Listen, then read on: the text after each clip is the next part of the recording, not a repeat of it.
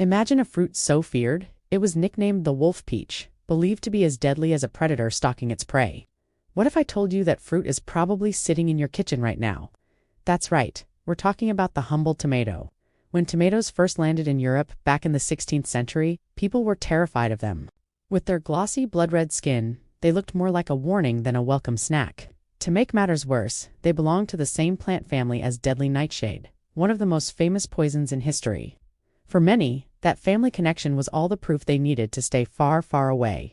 But the real trouble started when the wealthy decided to give them a try. Back then, aristocrats ate off of fancy pewter plates, which, unfortunately, were loaded with lead.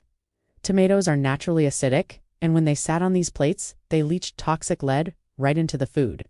When these rich diners got sick or even died, everyone pointed their fingers, not at the lead-laced plates, but at the strange red fruit. The tomato's reputation was sealed. It became the poison apple, a beautiful but deadly trap.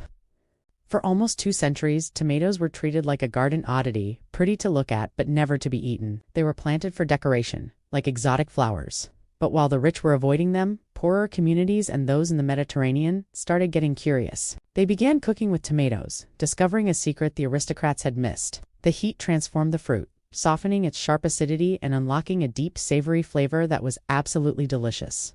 Word began to spread. Slowly but surely, fear turned into fascination, and fascination turned into a full-blown culinary obsession. By the 18th and 19th centuries, the tomato had completely redeemed itself. It became the star ingredient in kitchens across the world, from Italy to Mexico to the United States. Can you even imagine a world without pizza, pasta sauce, or salsa? The wolf peach had finally found its place at the heart of our tables. But here's the fascinating twist. The fear wasn't entirely baseless. The leaves and stems of the tomato plant actually are toxic. So, the plant itself is both a source of nourishment and a potential danger, all depending on which part you use. It's a perfect example of how nature can be both wonderfully delicious and dangerously deceptive. What other foods have a dark and mysterious past? Let me know in the comments below. Thanks for watching, and don't forget to subscribe for more amazing stories.